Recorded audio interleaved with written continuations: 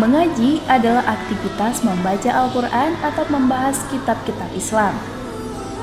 Aktivitas ini dalam agama Islam termasuk ibadah, dan orang yang melakukannya akan mendapatkan ganjaran dari Allah. Taman Pendidikan Al-Quran atau TPA adalah lembaga atau kelompok masyarakat yang menyelenggarakan pendidikan non-formal jenis keagamaan Islam yang bertujuan untuk memberikan pengajaran membaca Al-Quran sejak usia dini, serta memahami dasar-dasar dinul Islam pada anak usia taman kanak-kanak, sekolah dasar, atau madrasah ibtidaiyah, atau bahkan lebih tinggi lagi.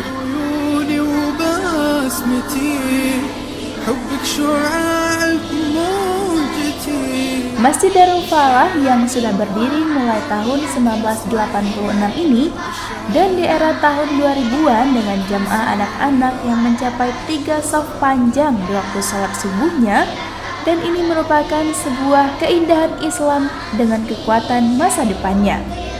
Meskipun jamaah anak-anak sempat tenggelam setelah di tahun 2004 silam Aceh diterjang tsunami.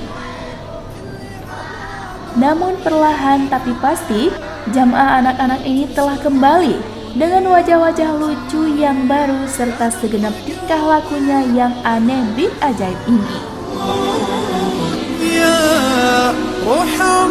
Kebiasaan baik ini akan menjadikan mereka anak-anak yang terus memakmurkan masjid, menjadikan masjid bukan hanya sebagai tempat beribadah, tetapi juga sebagai tempat pembawa inspirasi mereka dengan menjalankan perintah sunnah baginda Rasulullah SAW.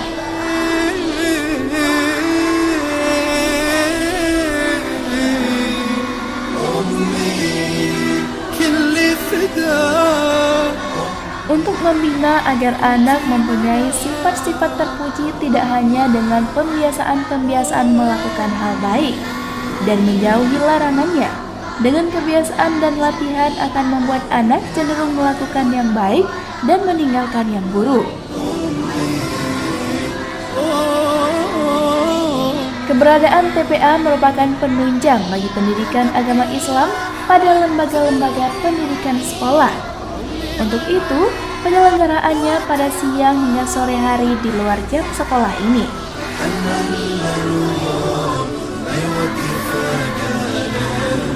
Nah, apa saja materi pembelajaran yang ada di TPA? Sesuai dengan tujuan dan targetnya, maka materi pelajaran dibedakan menjadi 2 macam, yaitu materi pokok dan juga materi tambahan. Yang dimaksud dengan materi pokok adalah materi yang harusnya dikuasai benar oleh setiap santri yang dijadikan tolak ukur keberhasilan seorang santri. Sebagai materi pokok santri adalah belajar membaca Al-Quran dengan menggunakan buku Iqra, jilid 1 hingga 6. Bila santri telah menyelesaikan jilid 6 dengan baik, dapat dipastikan ia dapat membaca Al-Quran dengan benar. Dan untuk selanjutnya, ia mulai belajar membaca Al-Quran.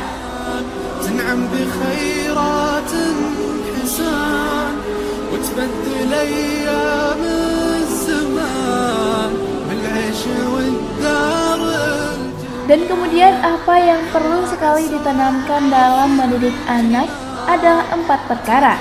Yang pertama, akidah dan juga agama. Cara yang ditempuh guna menumbuh suburkan akidah yang ada dalam diri seseorang anak adalah melalui 3 tahapan. Pertama, melalui pemahaman. Yang kedua, melalui anjuran dan himbauan. Dan yang ketiga, melalui latihan pembiasaan diri serta mengulang-ulang.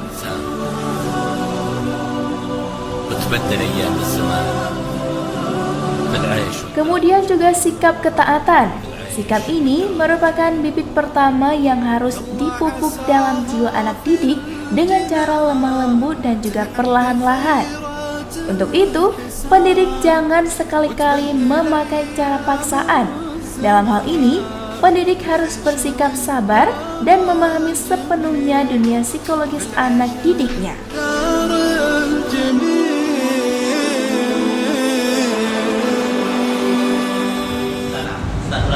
Assalamualaikum warahmatullahi wabarakatuh.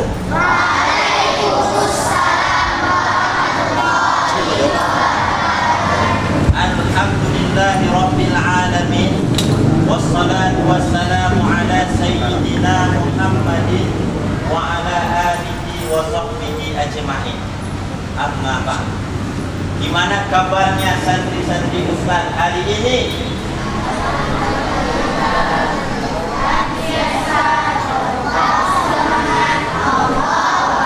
Saya bagus.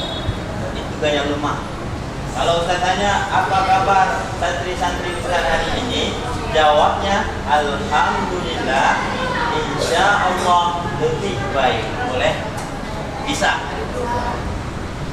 Alhamdulillah, insya Allah lebih baik. Ingat ya. Apa kabar santri Ustaz hari ini?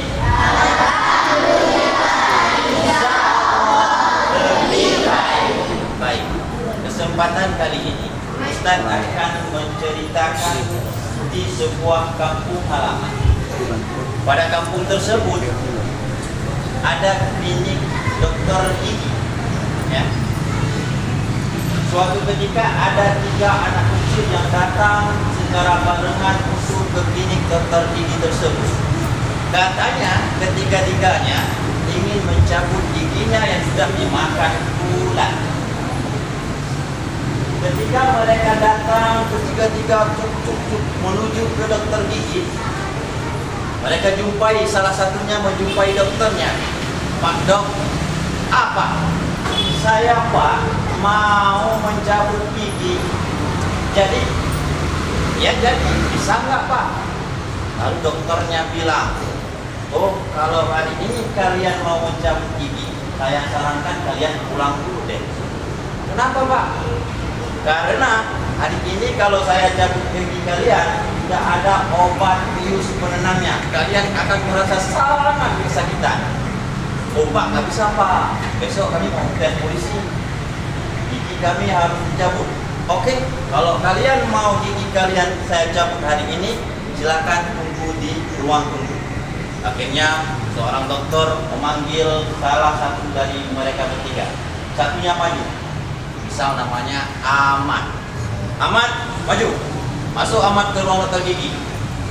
Siap. Dengan semangatnya siap. Akhirnya dicabut giginya. Dicabut. Dia nangis teriak yang sangat luar biasa. Kenapa? Karena sakit. Karena yang di dalam itu satu nangis, 2 yang lagi nunggu bergetar. Ngeri di dalam. Ada perang di dalam. Satu nangis. Ini gimana? Yang satunya ngomong sama yang sampingnya. Jadi kayak mana nih? Oh, kalau begini caranya saya nggak berani lagi. Mari pulang. Akhirnya dua-duanya kabur. Nggak jadi. Siap dicabut gigi oleh dokter yang untuk anak yang satu tadi, si Ahmad. Si Ahmad keluar. Dia lihat kawannya nggak ada lagi. Dokternya pun bingung. Mana nih 2 pasien saya? Di pikiran dokter, kalau satu pasien saya hargai 50.000, saya hari ini dapat 150. Tapi 100-nya udah hilang lari. Akhirnya, waktu si Ahmad menjumpai dokter, dia mau bayar. Berapa Pak? Lalu dokternya bilang, karena biasanya untuk satu orang 50.000, hari ini bonus buat kamu bayar 150.000. Wah, nggak bisa Pak gini. Kenapa? Karena gara-gara kamu teriak waktu saya cabut gigi, 2 pasien saya kabur. Nah, inilah manusia sekarang. Maunya untung banyak, kerjanya sedikit, nggak apa-apa. Ini salah dari kita. Ustaz mau jadi anak saleh, tapi ngaji nggak mau.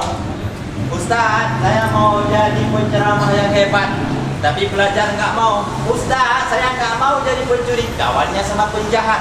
Ini semuanya menjerumus kalian sebagaimana kalian belajar hari ini. Tadi jangan lupa di dalam surah Al-Fatihah tadi ada semua baca. Ihdinas siratal mustaqim. Yang artinya, ya Allah, tunjuki kami ya Allah ke jalan yang lurus. Jalan pahmo lurus tak. Di ujungnya belok mati. Ustaz, jalan ke kampung Pinang lurus Ustaz.